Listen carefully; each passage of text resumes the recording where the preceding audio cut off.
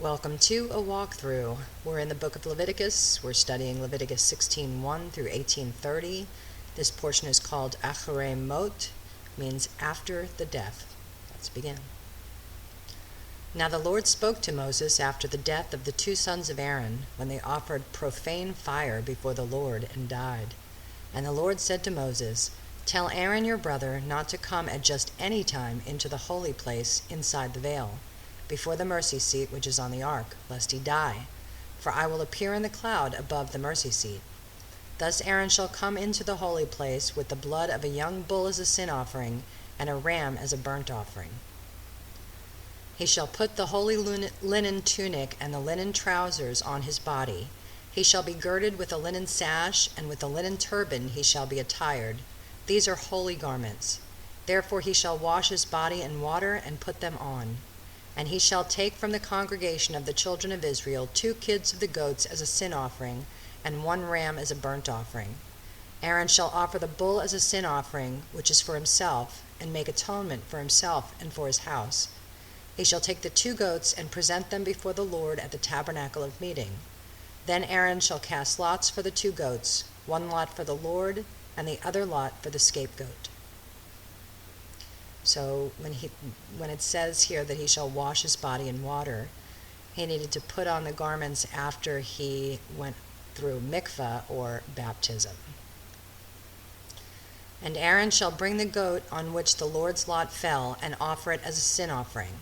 But the goat on which the lot fell to be the scapegoat shall be presented alive before the Lord, to make atonement upon it, and to let it go as the scapegoat into the wilderness. And Aaron shall bring the bull of the sin offering, which is for himself, and make atonement for himself and for his house, and shall kill the bull as a sin offering, which is for himself. Then he shall take a censer full of burning coals of fire from the altar before the Lord, with his hands full of sweet incense beaten fine, and bring it inside the veil. And he shall put the incense on the fire before the Lord, that the cloud of incense may cover the mercy seat that is on the testimony, lest he die. He shall take some of the blood of the bull and sprinkle it with his finger on the mercy seat on the east side, and before the mercy seat he shall sprinkle some of the blood with his finger 7 times. Then he shall kill the goat of the sin offering, which is for the people, bring its blood inside the veil, do with that blood as he did with the blood of the bull, and sprinkle it on the mercy seat and before the mercy seat. So he shall make atonement for the holy place, because of the uncleanness of the children of Israel, and because of their transgressions, for all of their sins. And so he shall do for the tabernacle of meeting which remains among them in the midst of their uncleanness. There shall be no man in the tabernacle of meeting when he goes in to make atonement in the holy place, until he comes out, that he may make atonement for himself, for his household, and for all the assembly of Israel. And he shall go out to the altar that is before the Lord, and make atonement for it, and shall take some of the blood of the bull and some of the blood of the goat, and put it on the horns of the altar all around. Then he shall sprinkle some of the blood on it with his finger 7 times, cleanse it, and consecrate it from the uncleanness of the children of Israel.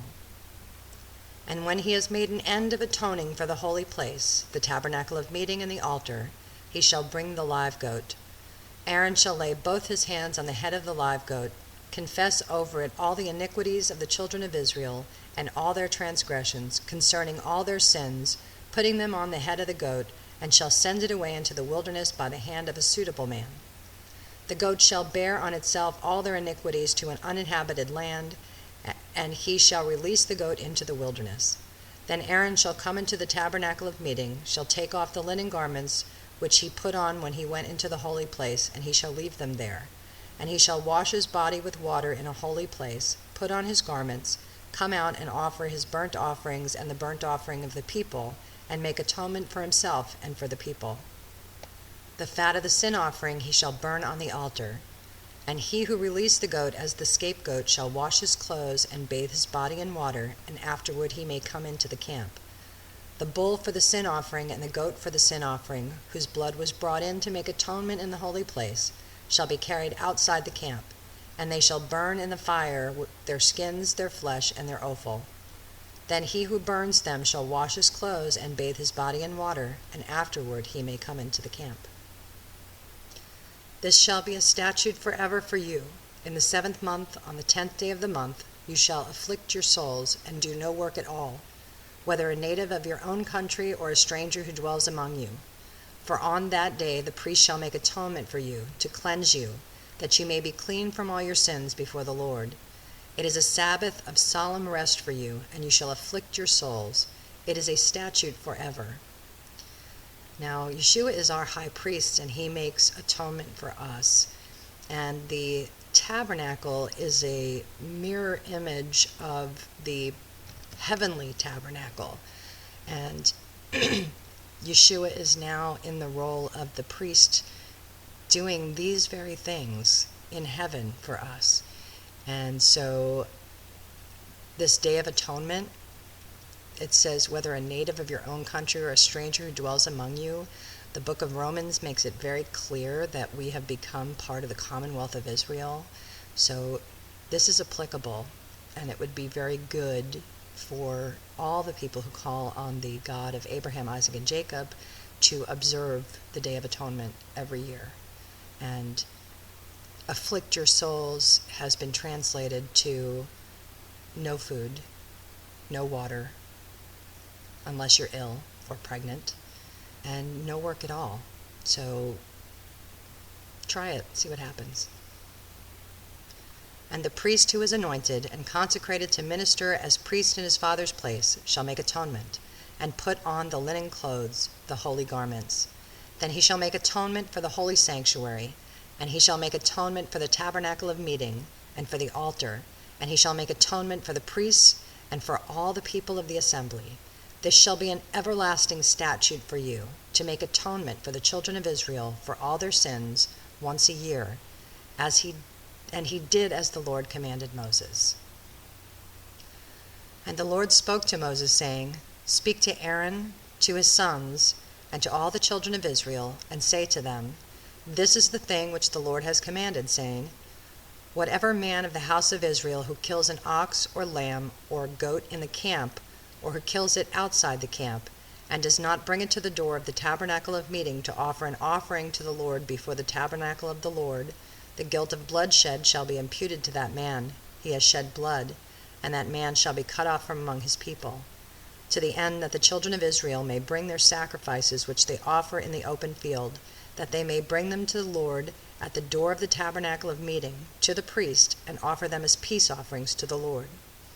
Now right here is the prohibition about not making sacrifices in your backyard. They have to be made at the tabernacle of meeting or the temple only, and there is none currently. And the priest shall sprinkle the blood on the altar of the Lord at the door of the tabernacle of meeting, and burn the fat for a sweet aroma to the Lord. They shall no more offer their sacrifices to demons, after whom they have played the harlot. This shall be a statute forever for them throughout their generations. Also you shall say to them, Whatever man of the house of Israel, or of the strangers who dwell among you, who offers a burnt offering or sacrifice, and does not bring it to the door of the tabernacle of meeting to offer it to the Lord, that man shall be cut off from among his people. And whatever man of the house of Israel, or of the strangers who dwell among you, who eats any blood, I will set my face against that person who eats blood, and will cut him off from among his people. For the life of the flesh is in the blood, and I have given it to you upon the altar to make atonement for your souls, for it is the blood that makes atonement for the soul. Therefore I said to the children of Israel, No one among you shall eat blood, nor shall any stranger who dwells among you eat blood. That commandment is reiterated in the book of Acts. Whatever man of the children of Israel, or of the strangers who dwell among you, who hunts and catches any animal or bird that may be eaten, he shall pour out its blood and cover it with dust. For it is the life of all flesh. Its blood sustains its life. Therefore I said to the children of Israel, You shall not eat the blood of any flesh, for the life of all the flesh is its blood. Whoever eats it shall be cut off. And every person who eats what died naturally, or what was torn by beasts, whether he is a native of your own country or a stranger, he shall both wash his clothes and bathe in water, and be unclean until evening. Then he shall be clean. But if he does not wash them or bathe his body, then he shall bear his guilt. Then the Lord spoke to Moses, saying, Speak to the children of Israel, and say to them, I am the Lord your God. According to the doings of the land of Egypt, where you dwelt, you shall not do. And according to the doings of the land of Canaan, where I am bringing you, you shall not do, nor shall you walk in their ordinances. You shall observe my judgments and keep my ordinances to walk in them. I am the Lord your God. You shall therefore keep my statutes and my judgments, which if a man does, he shall live by them. I am the Lord. Now this statement right here, which if a man does, he shall live by them. Yeshua said very similar words when he says that if a man does them, he shall have life and life more abundantly. None of you shall approach anyone who is near of kin to him to uncover his nakedness. I am the Lord. The nakedness of your father or the nakedness of your mother you shall not uncover. She is your mother. You shall not uncover her nakedness. The nakedness of your father's wife you shall not uncover. It is your father's nakedness. The nakedness of your sister, the daughter of your father, or the daughter of your mother, whether born at home or elsewhere, their nakedness you shall not uncover. The nakedness of your son's daughter, or your daughter's daughter, their nakedness you shall not uncover, for theirs is your own nakedness. The nakedness of your father's wife's daughter, begotten by your father, she is your sister. You shall not uncover her nakedness. You shall not uncover the nakedness of your father's sister. She is near of kin to your father. You shall not uncover the nakedness of your mother's sister, for she is near of kin to your mother. You shall not uncover the nakedness of your father's brother. You shall not approach his wife. She is your aunt. You shall not uncover the nakedness of your daughter-in-law. She is your son's wife. You shall not uncover her nakedness. You shall not uncover the nakedness of your brother's wife. It is your brother's nakedness. You shall not uncover the nakedness of a woman and her daughter. Nor shall you take her son's daughter or her daughter's daughter to uncover her nakedness. They are near of kin to her. It is wickedness. Nor shall you take a woman as a rival to her sister to uncover her nakedness while the other is alive. Also you shall not approach a woman to uncover her nakedness as long as she is in her customary impurity. Moreover, you shall not lie carnally with your neighbor's wife to defile yourself with her. And you shall not let any of your descendants pass through the fire to Molech, nor shall you profane the name of your God. I am the Lord. You shall not lie with a male as with a woman. It is an abomination.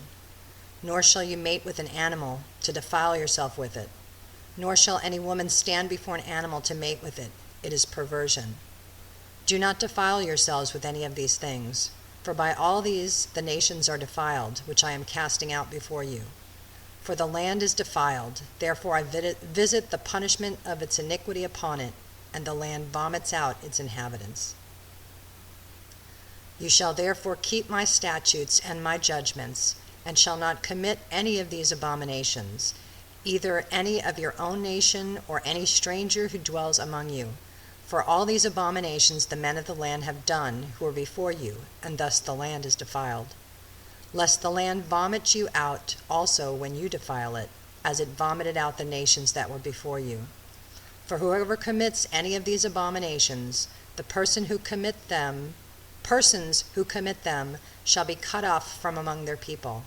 Therefore you shall keep my ordinance, so that you do not commit any of these abominable customs which were committed before you, and that you do not defile yourselves by them.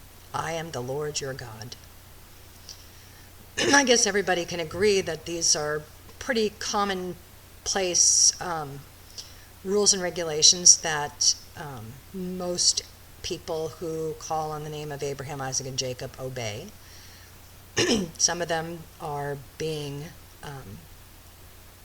thrown upon us in this country with homosexuality and now bestiality, and God said he's going to vomit us out, so watch out.